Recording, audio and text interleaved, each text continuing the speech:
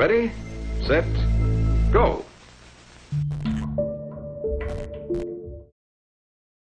We're really doing this. We are absolutely doing this. This is going to be really interesting because a lot of these have no prompts on who is speaking. You know, but it's not the idea of whether we could do this, it's the idea of whether we should do this. I think if we were gonna be asking that question, we wouldn't have made it happen in the first place. I suppose, but now that we're sitting here and we're in it, it's like, fuck, we're dumb. I think we'll be okay. Oh yeah. I'm good to just switch narrators every so often. That'll probably be easiest since there is no actual like script prompts. Yeah, that makes sense. 2 persons per chapter. Basically, we all get to read the equivalent of a third. Yeah. Okay. Yeah. Let me exit out of this video essay I'm watching about the ideology of Resident Evil. That's valid. You know, I just skimming through this, I already hate this. Everybody had lunch. I love how much I expect myself to hate it. If we want to back up, like, I've got a one shot of Tony Stark meeting Captain Planet. Like keep it on hand depending on how long this takes. Oh yeah, no, I us. got that. This is only 8,000 words, so It's not very long, no. It's just a matter of if my mental health will be sufficient after this session. It's fair. I see. That's reasonable.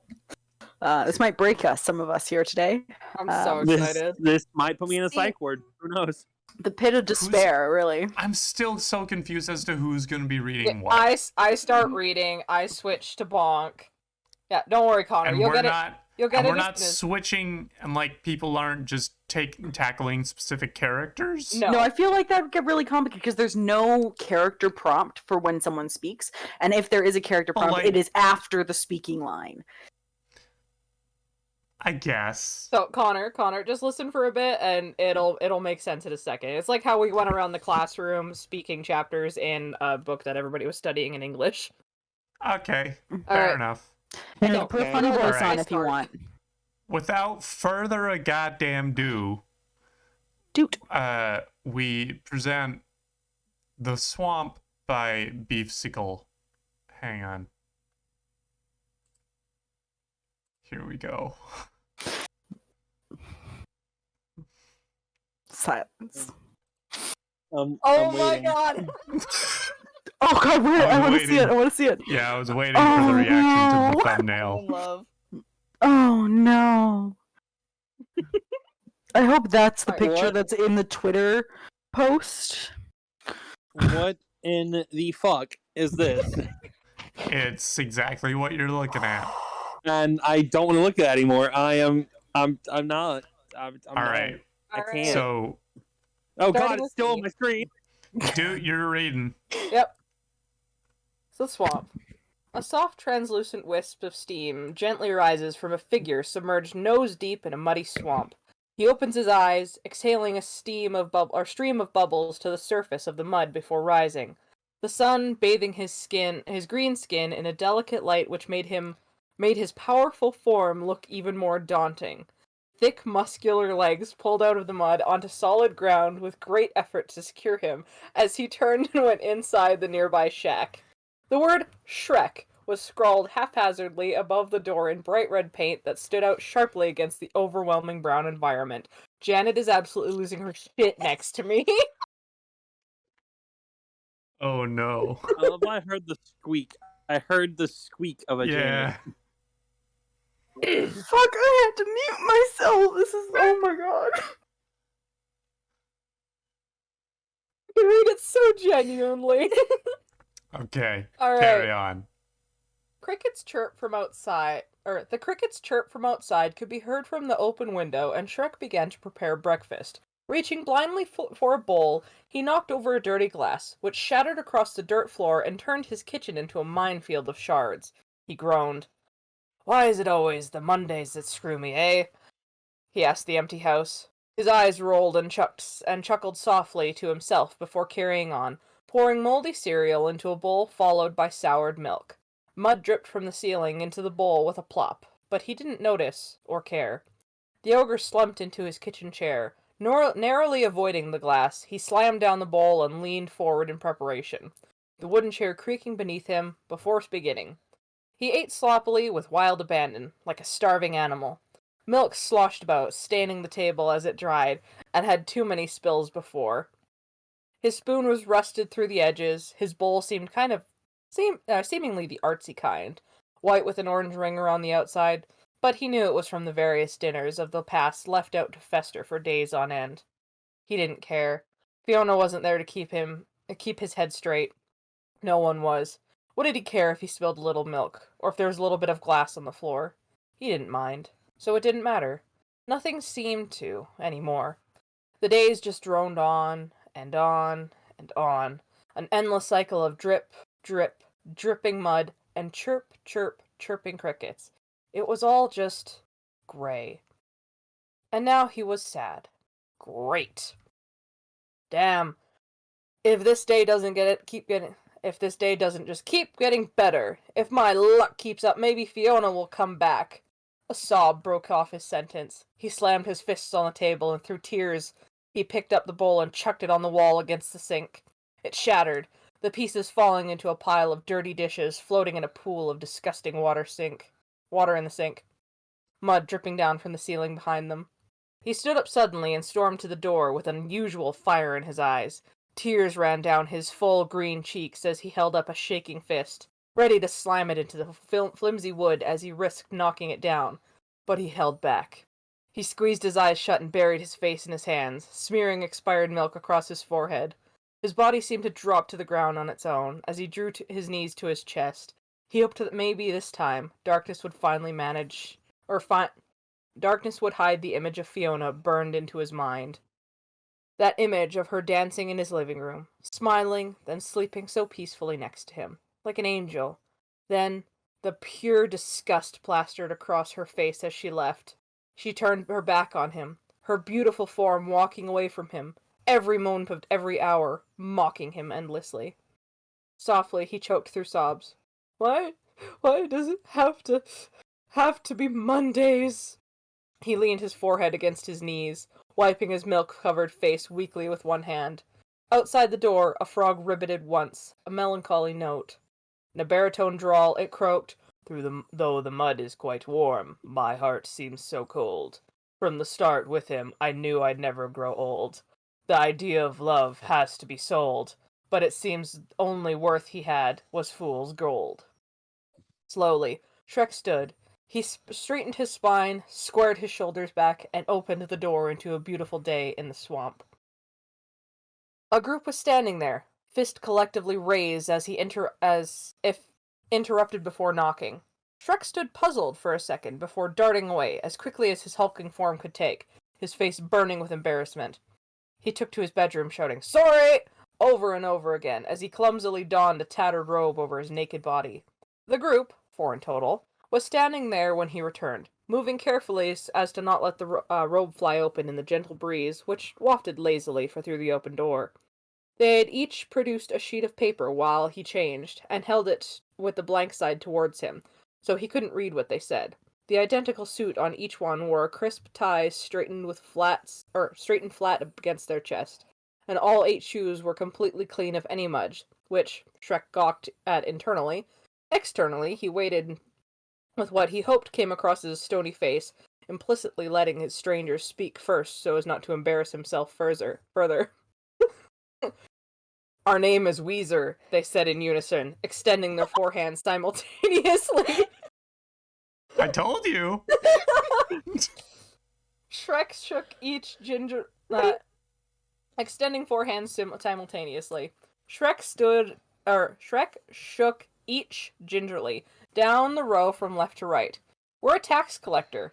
Our office has sent a total of 12 letters, according to our 9 collective assistants. Have you received any of said letters?" Well... One of those assistants says that you have been visited 4 times by various different collection agents. Is this true?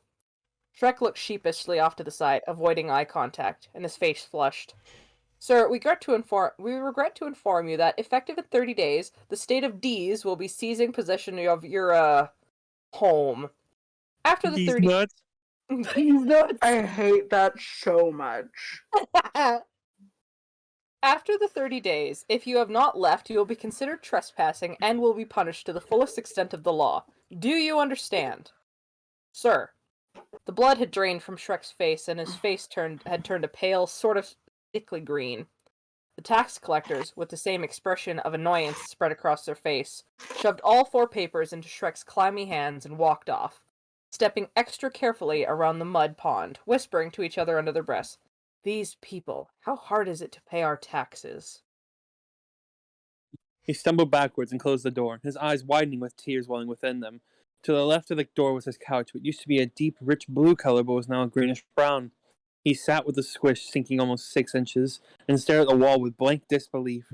A cold anger began to bubble up inside of him, and his brows furrowed. Ripping the papers in half, he screamed, "You know what? Fuck it. How dare they? How dare they? Yes. These guys come to my house, make me feel embarrassed, trying to evict me on a fucking Monday? Assholes!" He balled up the strips of paper and threw it at the wall. It bounced off, mud splatting down beside it. Shrek breathed heavily. "God fucking damn it! On a Monday! Monday! He trailed off as the birds outside, quiet before, now flew away in a cloud of squawking indignance. A low rumble coming from the swamp. Shrek stood and went to the window. The mud was bubbling. A bright light clawed its way up from beneath the sludge and burst out in steady white beams, washing the swamp in a blinding stadium glow. The ground shook even more violently, and Shrek held onto the windowsill to stay up as a single orange paw emerged from the mud. Slowly, the figure pulled itself up out of the ground. The lights dimmed away, and the ground settled into a soft rumble, then to stillness. The figure was an orange cat, standing on its hind legs. Shrek was even more shocked than before. He stared as it gazed around, confused. "Hello? Is anyone there?" it called out, with a voice as smooth as butter and warm toast. It was deep, too.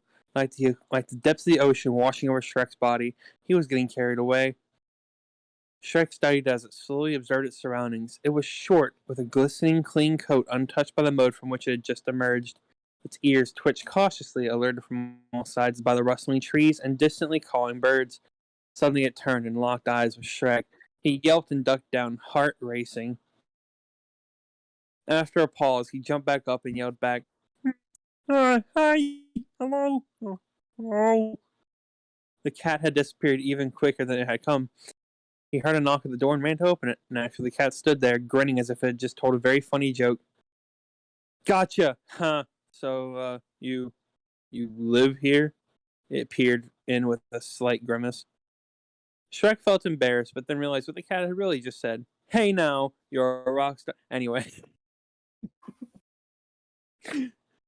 "Hey, you can't talk to me like that. Just who the hell do you think you are?" Calm down. I was only joking. I'm Garfield, King of Mondays." Hold on. I'll explain myself. "You summoned me by saying Monday 3 times back to back.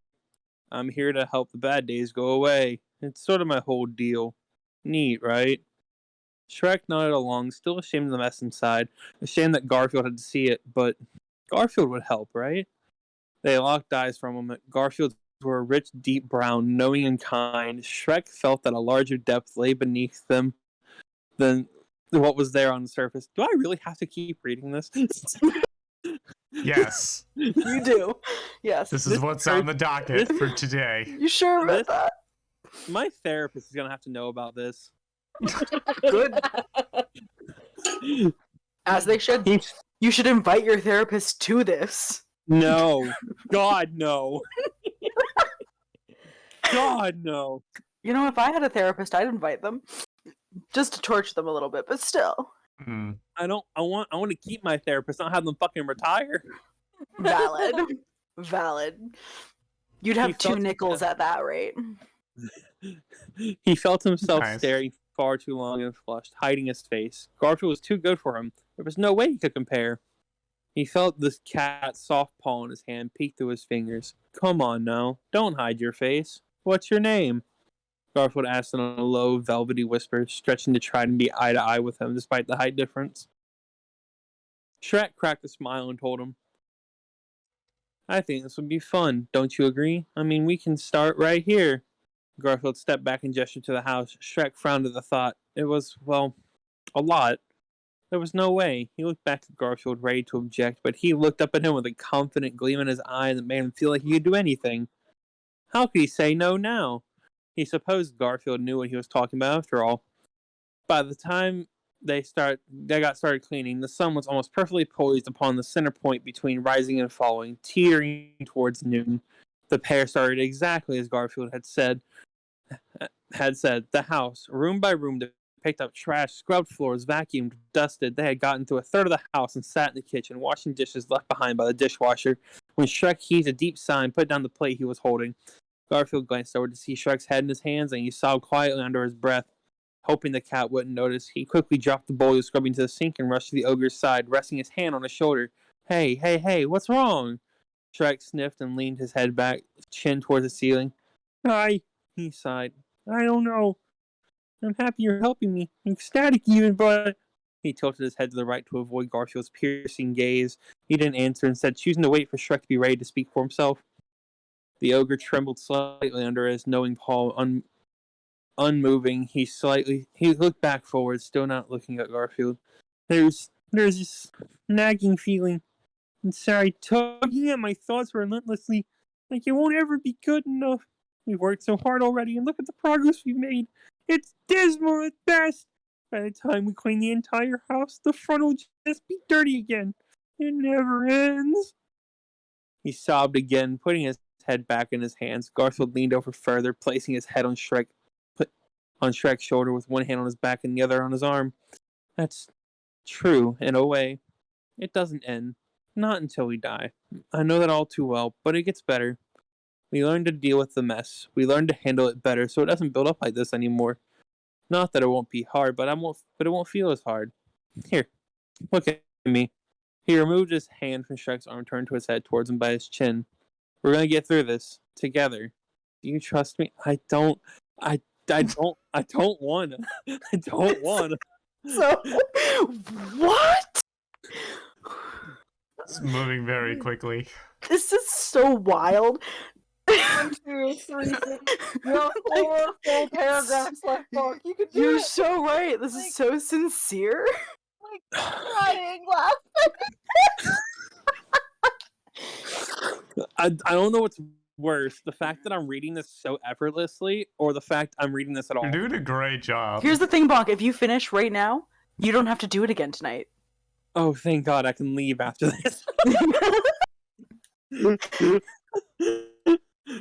Shrek's eyes watered as he finally looked him in the eyes. His lip quivered before he stirred his face in Garfield's shoulder, hugging him tightly.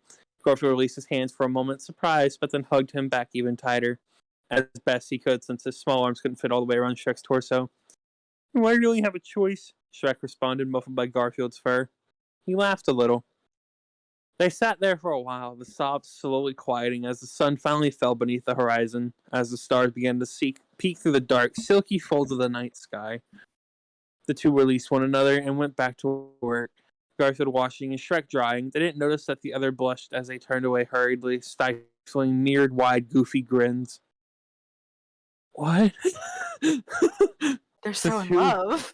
The two worked through the dirty sink into the late evening. At long last, they stepped back and surveyed the kitchen with a combined glow of satisfaction that could have rivaled the sun. Garfield leaned to the side, bumping gently into Shrek's arm to get his attention. Shrek looked down to Garfield, gesturing at the kitchen with a look of, "See? I told you." He smiled and pushed Garfield away with a smile, a grin spreading on the cat's face. Would you be fine sleeping on the couch? Shrek asked. It's definitely a lot cleaner than when you got here. If you don't want to, I can. Garfield chuckled. That'd be just fine. He sat on the couch, stretching after a long day's work, while Shrek brought in pillows and blankets from another room. The cat settled in, feigning sleep to avoid catching himself staring at Shrek like he had been all day. Shrek stopped the light switch, turning back to look at Garfield's peaceful form before turning the light off. He admired the golden orange fur. The ugly lights didn't do it justice like the sunlight had, and those deep, soulful eyes. Quickly, he shut off the light and shuffled awkwardly to his room. Garfield smiled and nestled himself deeper into the couch with a feeling of contentment.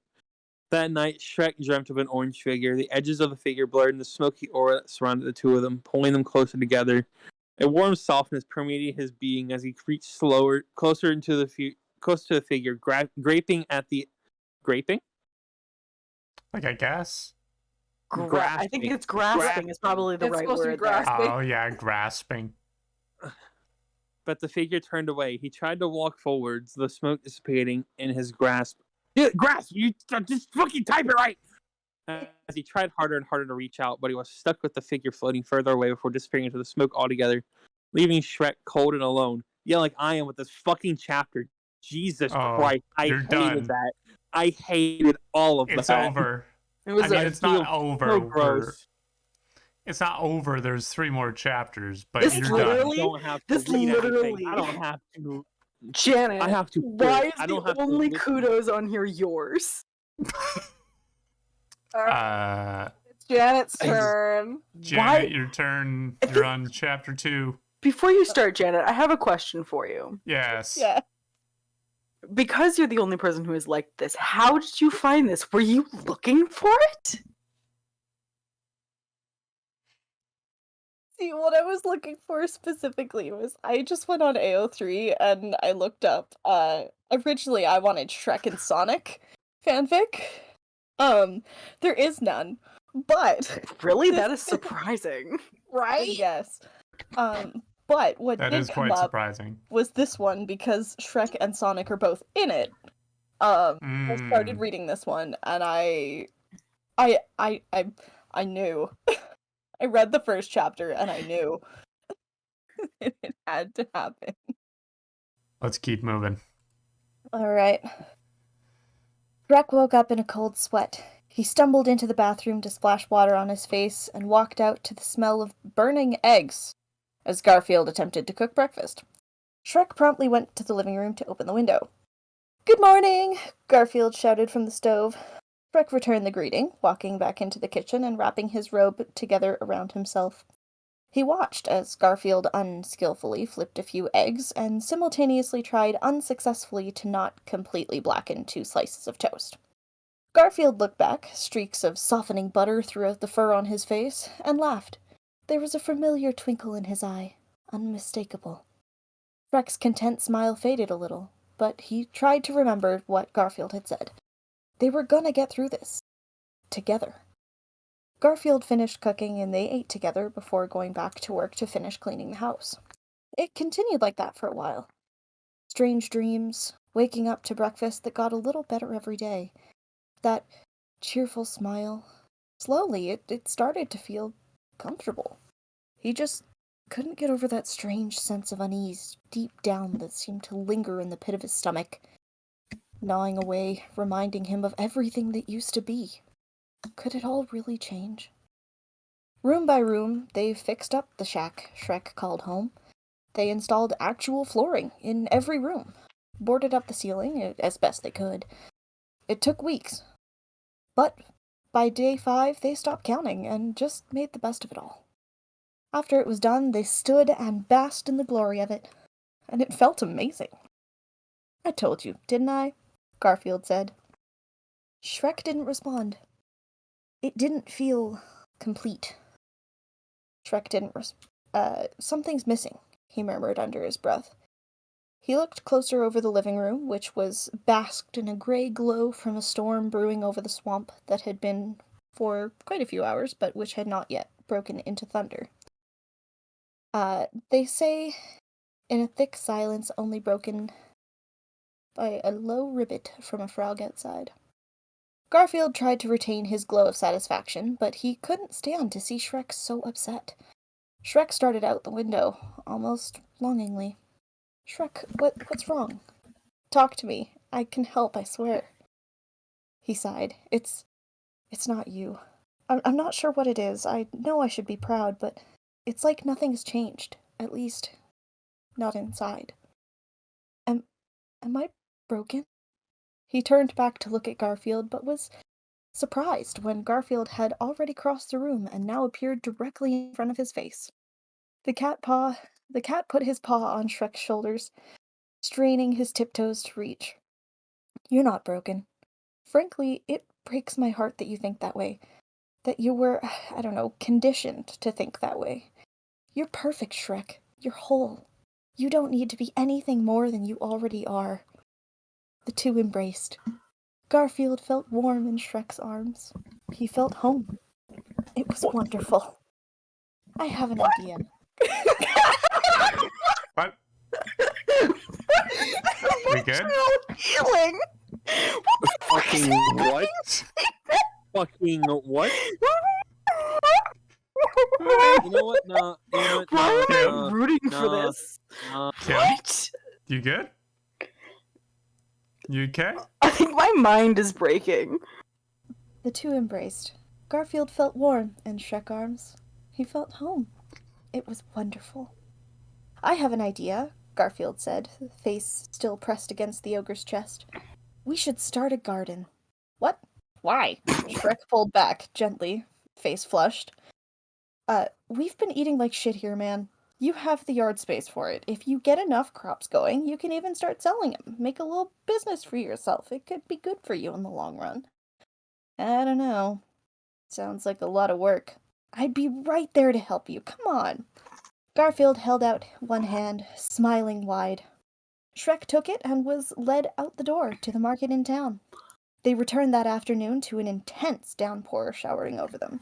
Hand in hand and giggling like children, they ran to the door, baskets full of gardening tools and seeds swinging wildly.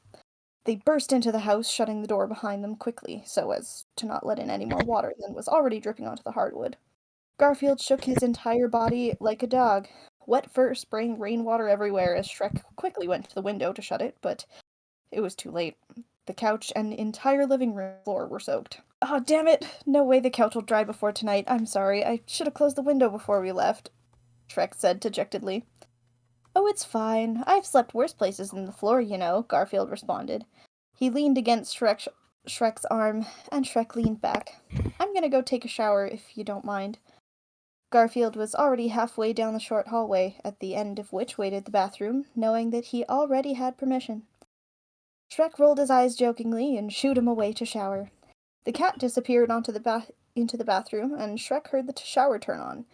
He looked over the soaking living room and collected some towels to started trying to get it dry. By the time he had laid out 10 towels, covering all the furniture and floor, Garfield still wasn't done. So he started cooking dinner for the two of them. The lights flickered as lightning cracked outside. Darkness permeated the entire house, cut only by the dimming, uncertain, sickly lights of the kitchen. A knock on the door startled Shrek out of his focus, and he rushed to the door. He hadn't had guests since Garfield arrived. On the verge of shakiness, Shrek cracked the door against the blustering. Thank you. The blustering wind and pounding rain. Hi. Fiona? It was her. She stood there, soaking wet, wringing her hands with an uncharacteristic anxiety that, if he knew her like he thought he did, was probably just to gain his sympathy. She looked pathetic, but he was still glad to see her, he thought. He didn't know what to think, the rain dripping from her cheeks, looking almost like tears, but her face remained stony and cold. What are you doing here? He hoped his voice sounded commanding, not wavering and desperate like he knew it would come across. And she knew how he felt. She wouldn't have come here if she didn't already know how it was going to go. I'm, back. I'll be honest, I couldn't stand another day without you. Please, Shrek, please take me back. She flung herself at him, wrapping her arms tightly around his neck and pressing her lips to his. He tried to pull away, rip himself from her grasp, anything to get out of the situation he was currently in. But she just locked on tighter. Behind them, the bathroom door opened, and a clean, freshly blow-dried orange cat emerged, wrapped in a fluffy bath towel or bathrobe. He gasped and Fiona let go, smirking evilly. Shrek finally ripped away, falling backwards from the sudden release of force. He turned back on his knees with tears in his eyes and started to open his mouth before Garfield stopped him. No. You don't need to explain yourself, dear. You do. He pointed past Shrek at Fiona. Her smirk faded. What do you mean? I have nothing to explain. God, she's a bitch. She said icily. Wow, okay. It's a weird way to write Fiona. This is Cameron I Diaz. haven't seen all the movies, but I don't think It's wild. This is It's for the sake of the fic, okay? Someone had to be sacrificed, and it was This is Fiona. great. Why not Sonic, though, of all the people? I don't know. We haven't got Sonic. We'll find out. There's my still, husband. about Sonic. there's still 2 more chapters. I love this. Okay. No, it's fine. She said icily, "This is my husband. I can do with him as I please. You need to keep your dirty little paws off of him." She was approaching Garfield slowly, bending over to look him straight in the eyes. Rain poured in the doorway behind her as Garfield shed his bathrobe and raised his fists, ready to fight. Lightning struck the mud, the exact spot where Garfield had arisen, and it began to bubble just as it had weeks before. The ground shook, the 3 violently on the ground. Through the doorway, they watched as the ground opened up and a large black and red figure with glowing red eyes emerged through a cloud of smoke. The figure spoke in a booming voice just barely recognizable as words. Demon Garfield, King of Mondays. What? Garfield sprung to his feet. Shrek had never seen someone so frightened to see another being, but in this case, it seemed justified. "Yes, sir," he responded. "Your assignment is complete. You are commanded to return to your office immediately. A new assignment awaits you, and we have a board meeting in an hour. Be there or be square." Fiona leapt up next. Wait. The depths like hell? You're from hell? She turned to Garfield. You're a demon? It's just a title. Really, this is perfect. A demon. An actual fucking demon. Ooh, swearing. I can't believe this. I'm not letting a goddamn demon touch my husband. Ha! The black and red figure began to sink back down through the hole in the ground. Fiona looked at it, then at Garfield, back to the hole, then at Garfield, before grabbing him by the arm and running out into the rain. "Fiona, wait!" Shrek yelled, following her out. But he was too late. She leapt into the hole, feet first. Garfield tucked helplessly under her arm. Time seemed to stop as Shrek saw it. It was the dream again. Garfield's orange form turning away, disappearing into the smoky abyss. He knew he had a chance to change everything, but he only had a moment to decide. He chose to jump. Incredible. Oh boy, oh Absolutely boy. incredible. Drama. I told you it wasn't going to. There was only one bed. They're really, we got some rising action right here. Some Also, stuff. Yeah. Sometimes there are certain lines that, like, you know, I'm getting through this by mostly just kind of like dissociating the characters that the story is about. But every now and then, like, I'll read a line like, "Behind them, the bathroom door opened and a clean, freshly blow-dried orange cat emerged, wrapped in a fluffy bathrobe." And I'm like, oh yeah, this is about Garfield. I just love how Garfield drops the robe before he goes to fight Fiona. Yeah, you I'm know, like, you're a cat. like, why are you wearing a robe? Yeah, He's a classy man. All right, Okay. Connor, it's your turn. it is You get- indeed. You get the best part. Chapter 3, an emptiness like no other. Oh god. It was a long fall. The ground closed quickly behind him, shutting out the minimal sunlight for good, leaving Shrek alone with his thoughts. What the fuck just happened, he thought. Garfield was doing this as a job? I thought he did this of his own free will. And why was Fiona calling me her husband? She's the one who divorced me a whole year ago, after all. Actually, it was exactly 1 year ago. He scoffed. After all this time, and after learning what love really felt like from Garfield, he didn't miss her. He was even glad she was gone. Without her, he got to spend all his time with Garfield. Unless he was leaving now like that figure had told him to. Why hadn't Garfield told him? He landed. It was still pitch black, but up ahead, a lava river provided some dim light. He landed on top of what seemed to be a mushroom, though he couldn't really tell, which bent forward under his weight to deposit him onto the rocky ground. He squinted to try and see past the river, but only could barely make out the soft red glow of a large throne in the distance. Slowly, he got up and started making his way towards the glowing red-hot river. It wasn't far, but around him, within the darkness, he could feel hundreds of eyes staring daggers at him. They were probably staring more than daggers. Razor-sharp teeth, maybe, or claws that could turn him into thinly sliced ribbons of flesh in seconds. He trembled.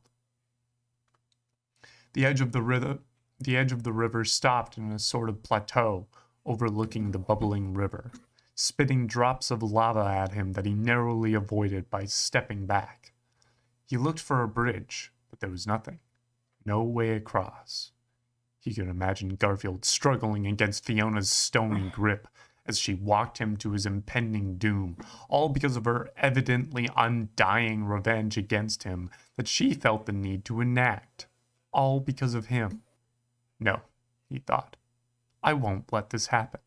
It doesn't matter if I was a job to him, an assignment. I love him.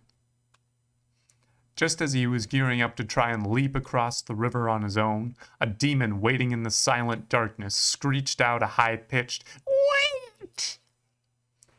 Shrek stopped and looked around, seeing nothing. Yeah, we actually didn't hear that wait. Oh, really? Okay. And then cut off. Okay. Screeched out a high-pitched, "Wait!" Shrek stopped and looked around, seeing nothing. "I am up here," it said, voice suddenly deepening into a sultry low tenor. That's not what that was, but alright. It floated directly above him, wings armed with large claws flapping just inches from his bald scalp. "I saw them, the ones in your thoughts.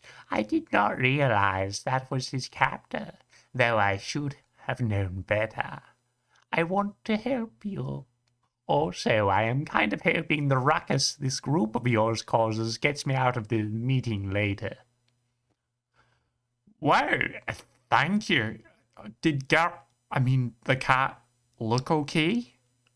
"Everyone was in fine health. The taller one was quite obnoxious, though. Kept cackling ominously about revenge." It did air quotes with the claws, or something like that. Strange lot. With that, the demon nestled gently onto Shrek's shoulders, gripping him gingerly to avoid cutting into his flesh, and hoisted him up about 2 feet. They flew across the river, and once they reached the other side of the embankment, Shrek thought it would put him down, but it kept going. Where are we going?" Shrek asked shakily. It screech laughed. "If only you humans had the powers we do, existence would be much simpler. There's a bus stop up ahead here. You can't see it, 'cause, but it will take you directly to Sir Shadow's throne. He does not like obnoxious people, so once he spots her, he will probably take her captive until this broth warms up." "There's a bus station down here." "There's tons of shit down here. You simply cannot see it because of your lame-ass human eye. Laters." It dropped Shrek into the darkness and took off with a powerful flap of its wings. Shrek felt concrete beneath his feet, and after groping around for a moment, blind, he found a metal signpost beside him and a wooden bench behind him. He sat relieved and gazed into the distance. The dim glow of the throne was much closer and brighter now. For a few minutes he sat, waiting, the environment around him teeming with unknown life that he couldn't see but could sense, watching intently with unblinking eyes. Soon, the headlights of the bus seemed to appear out of thin air, and Shrek boarded quickly. The driver, another demon, as he could tell from the long claws, didn't say a word to him before speeding off at what felt like the speed of sound. Shrek quickly lost sight of any and all landmarks, seeming to have entered a blurry, empty, motion-sick void. It was terrifying. He knew Garfield was out there somewhere, waiting for his rescue. But what if he thinks I abandoned him? He thought. No, I have to try. Just try. That's what he'd want me to do. The bus came to a screeching halt. Shrek peered outside carefully, but was kicked out the door onto the ground forcefully before the bus sped off again. He looked up from the rocky ground to see the massive glowing throne. Behind it, two people were talking, one in a deep bass and another in a cocky tenor. Shrek observed from behind the throne two figures, one black and red, the other a bright blue, seated at a table high above him. They were laughing boisterously as Shrek rounded the corner. He only came up to maybe the height of one of their heads. Shrek cleared his throat, then again a little louder, then called out a stern, "Hey!" The figures stopped laughing. The black and red one, presumably Shadow, turned to look around before spotting the comparably minuscule ogre beneath him. He reached around and took Shrek by the head, lifting and placing him on the white tableclothed table with huge fingers, without regard to his safety, as if he were a used napkin. Shadow studied him for a moment, then asked, "Where do I know you from? Sonic, is this one of yours?" The blue one spoke in the tenor voice he'd heard. "Nah, gotta be a living." "How'd a living get down here? How'd you get down here?" he asked, turning towards Shrek. "Well," Shrek replied, "you had come up to talk to Garfield, and—" "Hey, that reminds me, where is Garfield anyways? He's about to miss the meeting. He's at risk of another citation, and trust me, nobody wants that." Both Sonic and Shadow laughed, but Shrek scowled. He's kidnapped, for fuck's sake! My ex-wife snatched him up while you were coming back down here and hopped onto the My ex-wife snatched him up while you were coming back down here and hopped into the hellhole behind you. That's literally the entire reason I'm here. Huh. So your ex-wife is also living? Yes? Oh, hate to break it to you, but Garfield is definitely not kidnapped by her anymore. Shadow trailed off, looking at Sonic's empty bowl. Sonic quickly glanced off, avoiding eye contact with stifling giggles. "God damn it, I'm just trying to find a goddamn cat! How hard could it be?" "Hey now, buddy," Sonic interrupted. "I'm not damning anybody here or anything, but I'm on my lunch break." He held his chin up in the air of superiority. "Sorry, wait. You're God?" Shrek's jaw hung open in disbelief. "The one and only!" Shadow rolled his eyes. Well, don't take all the glory. What's a god without a devil?" Shrek didn't know what to say. He stood there for a moment as the two figures leaned back in their chairs and folded their arms. Then, regaining his thoughts, "You mean to tell me that you're both ancient deities of indescribable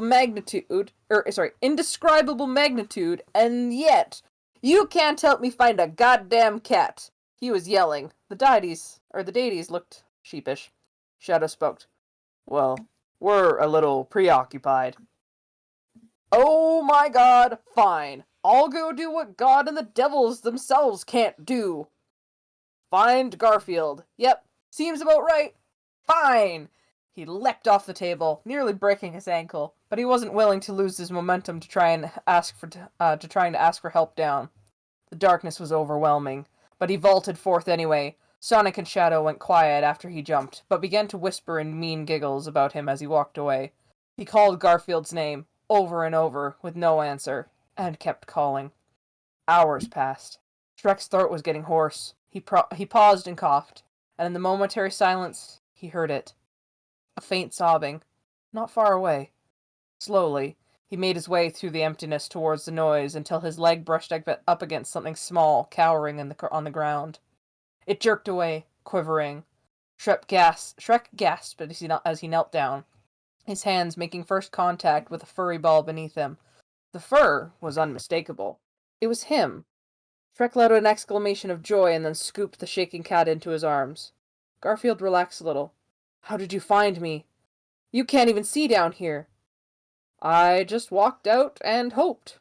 Which was sort of horrifying now that I think about it, but in the moment I could only think about finding you. That, and hoping you didn't think I was mad at you. Which reminds me, why are you hiding? I've been calling your name for hours. "I'm sorry, Shrek. You said it yourself. I was so afraid that you'd be angry, and you'd think I was only here because I had to be." A wet sob broke his sentence, and he wrapped himself around Shrek, holding tighter than he ever had before. Shrek hugged him back, trying to shield him from the darkness with his body. Garfield continued, "No one has ever made me feel the way you do. Secure. Safe. It's scary down here. It's lonely. So empty. No one cares, and if you live or die, but it's up to you. Up there. Thank you for finding me. Please, never leave me again." He pressed his face further into Shrek's chest. "I promise, I won't. I think they've turned Fiona into soup." "Yeah, they did." Janet just losing her shit next to me. I can just feel her vibrating. They sat in silence for a while, clutching each other desperately as if one slip of the hand might mean they lost each other forever. I'm sorry I never told you about Fiona. She was my ex-wife. I've had a restraining order on her ever since she left. She was a bad person. I'm glad she's gone." "Me too." Eventually, they got up, hand in hand. Instantaneously, they were transported into a boardroom, flushed with bright fluorescent lights shining from ceilings many feet above their head. Shrek blinked against them, then looked around. 10 demons, each with pale, rotting skin stretched over huge, toothed beaks and bat-like claw wings. All at the front of the room, and at the front of the room was Shadow, lord above them, his head almost touching the high ceiling. Shadow was already staring at them, as if he knew they were about to be there. Garfield gripped Shrek's hand a little tighter. "Did you summon us here?" Garfield asked. "But of course! You are about to miss the meeting. Looks like you brought a friend." Shrek looked ashamed. A friend? He felt so embarrassed. For some reason, it felt wrong. They weren't just friends, right? Right? He scoffed audibly, hoping to dispel the embarrassment boiling inside, expecting Garfield to do the same, but he was silent. Shrek cleared his throat awkwardly. "I'm resigning." That one caught Shadow off guard. "That's impossible! This is a lifelong position. Do you wish to die, or would you rather see what happens to John, as stated in the terms of our contract?" Garfield paused. His grip on Shrek's hand loosened slightly, but Shrek tightened his in return. Shadow's eyes started to glow red as they had when he'd appeared outside the house earlier. The demons perched in the meeting table squawked amongst themselves. "Wait, hold on. Garfield, who is John? Why are you resigning? Are you about to die?" Yes, he is." Shrek must have squeezed Garfield's hands much too tightly because he winced before responding. "No, I'm not." He heaved a big sigh. You can do what you please with John." An evil grin crept across Shadow's face. Strange, soft shadows dancing along his face, but in a combination of the fluorescent office lighting and red glows from his eyes. "You know what? I'm happy as long as I get to kill him." He paused. "But I'm the devil. I don't have to honor contracts." In the span of one moment, 2 red-hot lasers shot from Shadow's eyes. All 10 demons sprung for their chairs with a chorus of disgruntled squawks and screeches, and Garfield closed his eyes, ready to face death head-on. Shrek barely had time to react, and it was his body that moved on its own, and all he could do was think about protecting Garfield as he suddenly sprung to his side, diving in front of Garfield's tiny body and being hit with both lasers. He immediately blacked out. What the fuck is The happening? last chapter! The last chapter! Oh my Oh. god. So to recap, Yeah. Shrek Yeah. has descended into hell Correct. to witnesses a conversation or has a conversation between Shadow and Sonic the Hedgehogs, who are respectively the devil and god of this Correct. story. Correct. Yes. You know what? First of all, pretty stereotypical. Okay, like, come on, switch it up a little bit. I just wanted to get everything straight here. No, I I'm just saying read a that the couple lines. stereotypical that Sonic is God and Oh, Shadow okay. is the devil. It's like, All I Yeah, have fair. to say is, after this stream, I need a fucking drink. Jesus Christ. Yeah. Bonk, you don't Say read that much I fan believe you. fiction, do you? This is pretty I par don't for the do course. much reading because I'm fucking illiterate. You read very, You've very been one of the- well. You were the You've been best. one of the. You're like one of the most like you were stuttering less than I was. Shut up. True. You were reading Okay. great, bud. Like, that was Stop it. awesome. Stop Would it. you like to skip your turn, Bonk? Yes, definitely. Okay, Get we this can away do from that. me. Okay, Get it so away it's just, All from right, me. it's Janet. it's It's just me and Janet's Kim turn. closing this out, huh? Janet Apparently. on chapter 4, A Night to Remember. Oh god. All right. When he came to, the first thing he saw was Garfield's concerned face hovering over his. His entire body felt like it was burning to a crisp. He groaned and tried to move, but Garfield gently held him to the ground. Holy shit. I'm so glad you're okay. Can you speak? Don't try to move. Oh, I thought you were dead. Seriously, don't try to move. He hugged him, nestling his head onto Shrek's chest. Shrek didn't have the strength to hold him, but he smiled. He felt loved even now. Garfield? Who's John? What happened to him? Oh, John was my ex-boyfriend.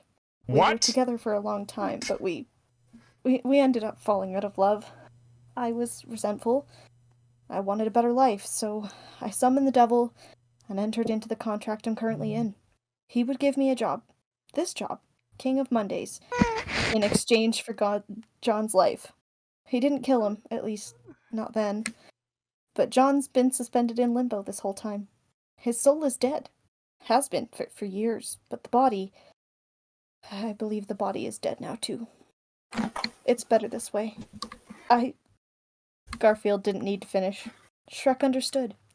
Weakly, shaking, he places one arm atop the cat which rested on his chest. There's just one thing, Garfield said, more cheerfully but slowly, biding his time. I don't think we can leave.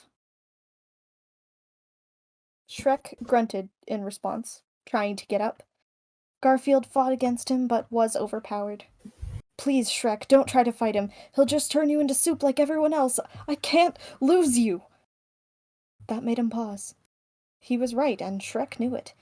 But still, a voice in the back of his head nagged, Garfield would be fine without you. He can hold a job. You can't. Maybe you can't live without him, but he could definitely live without you, no matter what he tells you. He brushed off the thought. I have a mission. More important than me. More important than all this shit. I gotta get us out of here. What do you mean we can't leave? Shrek asked. Shadow said you were living dead now, like me, trapped until he lets you out himself. I got to take trips to the surface for my work, but now that I'm resigned, I'm no longer contractually living dead, and he should be obligated by the terms of the contract to let me go. But... So we just need to bully him into letting us out, right? I mean, yeah, but there's no way he'll actually agree to it. If he keeps us both, there's a chance he could try to force me back into a contract, with your life as collateral. I think I have another way. Only if Shadow doesn't budge, Shrek said, assuredly. Garfield got to his feet, helping the ogre up with great difficulty. They locked hands again, Garfield clinging to Shrek's right arm. Shrek noticed he could see a lot more now. He supposed the dead, even the living dead, could see a lot better down here than the living could. The throne glowed, far off in the distance, and a path was inlaid into the ground which led all the way there. He supposed he'd been kicked out of the meeting after all that happened. But surrounding the path were hundreds of demons, which all licked their dry, flaky lips while eyeing the two of them hungrily. Shrek continued on regardless, and they seemed to go back off as they passed, perhaps warded off by their exuded confidence, or maybe because they recognized Garfield as one of their own. It didn't take long to return to the throne, where Shadow now sat alone. He rolled his eyes when he saw them. Well, well, well, if it isn't the former King of Mondays come crawling back to me. Save it, asshole! Shrek pointed a stern finger at the deity. You're bringing us back to the surface, or I'm spilling your stupid soup all over your stupid lap and burning off your stupid dick so your stupid boyfriend, Sonic, can't gargle on it anymore. Oh, wow. This was rated for everyone? Wow. That's definitely T for teen, my friends. After this paragraph, would you like to take over, Kim? Sure, I can take over. Okay, so Garfield looked at Shrek with awe, his eyes sparkling in the red glow of the throne. He'd become so assertive, so admirable. It made him proud. Shadow scoffed. As if. I thought I blasted you away with my sick-ass lasers. You should be completely incapacitated. Fuck you and your lasers. Bring us to the surface. No. Do it. No. Shrek, come on. Let's just go. You said we had another way. Garfield pleaded. Pause. Hold up. Another way?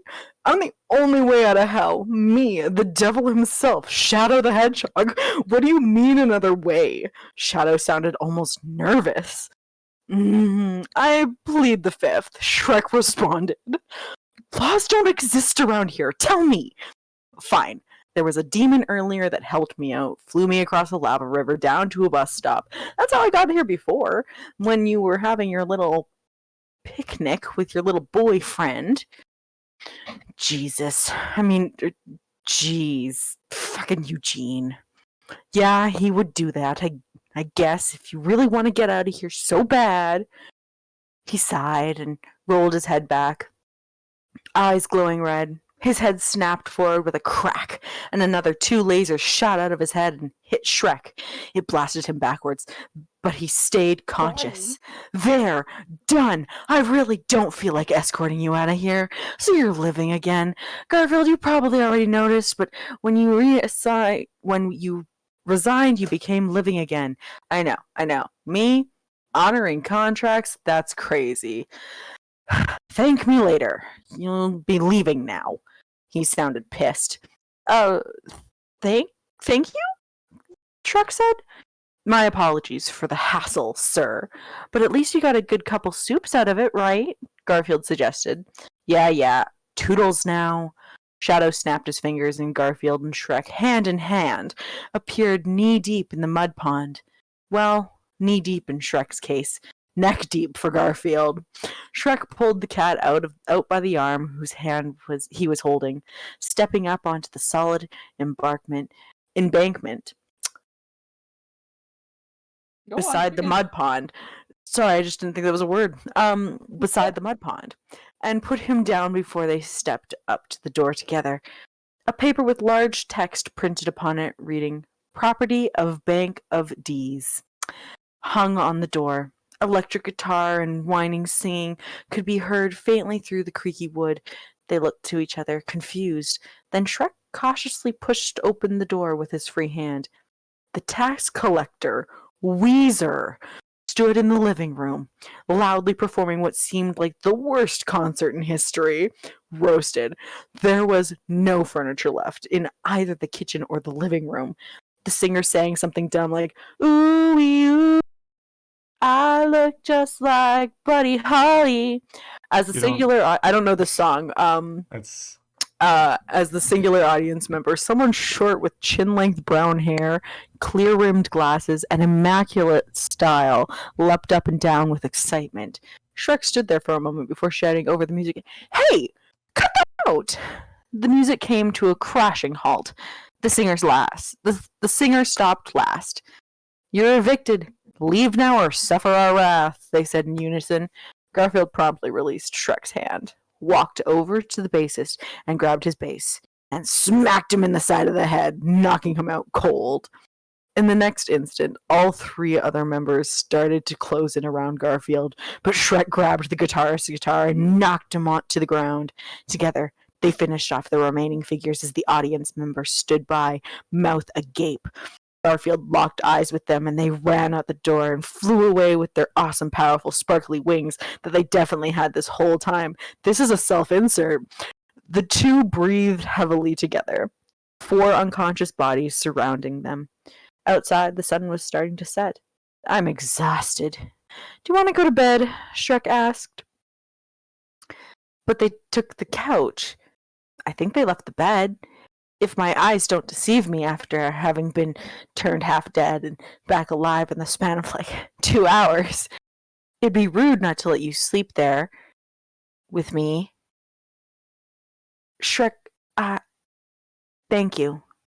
Wait, I have a confession to make.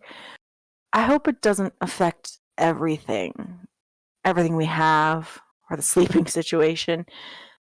Garfield, I need to say it. Shrek, I love you. Shrek's eyes watered. He knelt down on one knee and, without a word, leaned forward and kissed him. Finally, he kissed him. Garfield sank into the gesture, wrapping his arms around Shrek's neck and his tail around his back. Shrek cradled the back of the cat's head with one hand, holding him even closer, and found his other hand resting on his waist. The kiss felt natural, like they had known each other for years, yet exciting and dynamic and new. Shrek felt a cool breeze, wafting on the dark evening, seeping in through the open door, slowly as the sun finally dipped below the horizon. But the warmth of Garfield's perfect lips against his, cats don't have lips, perfect body against his, perfect soul entwined with his, empowered the darkness, or overpowered the darkness. I'm getting emotional, Connor. I'm just reading through my tears. Over and over again, they formed that connection. Ew. And each time it felt as if they were being born again with each other's souls. Deep into the night, they found themselves finally in bed, limbs tangled, forehead to forehead. Shrek opened his eyes groggily on the verge of sleep and dragged one finger gently down the cat's cheek. "I love you," he whispered. The cat smiled and snuggled in closer. "I love you too." He dreamt of the orange figure again. It seemed to be turning towards him, and when he reached out, it came towards him, exploding against his body and surrounding him, encasing him with warm, perfect love. And it was wonderful. I fucking love this so much. Wow! I don't. Incredible work, beefsicle. Incredible work, Beefsicle. You've made my day several times in a row. Maybe maybe the internet should be restricted to some people. Just absolutely stellar work here. Oh, it was so well written. Oh my god. I I- love This is it. amazing. I need a drink. I would just So- like to say you're welcome, everyone, and good night. Yeah, thank you, Janet, for finding this absolute monstrosity. And thank you to Beefsicle for writing it. You're an absolute wordsmith. Yeah. And if you are watching live or on the VOD or on YouTube, thank you for being here. If you got through this whole thing and you enjoyed it, what the hell is wrong with you? If you got through it, I'm sorry. Yeah. We'll have to make sure that we Um, put this in the comments of their post. Yeah. If by some unholy stretch of luck This is the stream that convinces you to follow. I would appreciate it if you did. How sad would that be? And then this is what we have to do for the rest of time. Right. If you have followed already and you want to subscribe, that'd be really cool too. It gets you access to our Discord server. And also you get some exclusive emotes if you want that kind of thing. Yeah, if you're watching on YouTube, you can like, comment, subscribe, ring the bell, head over to Twitch and do stuff there. If you want merch, you can go to streamlabs.com/talllankyguy/merch. We have some good stuff there, including the new Who Killed My Girlfriend hoodie. Yes. Featuring some lovely Gartic Phone art of our friend Doot in their amalgus self. Yeah. Until next time, we'll see you later.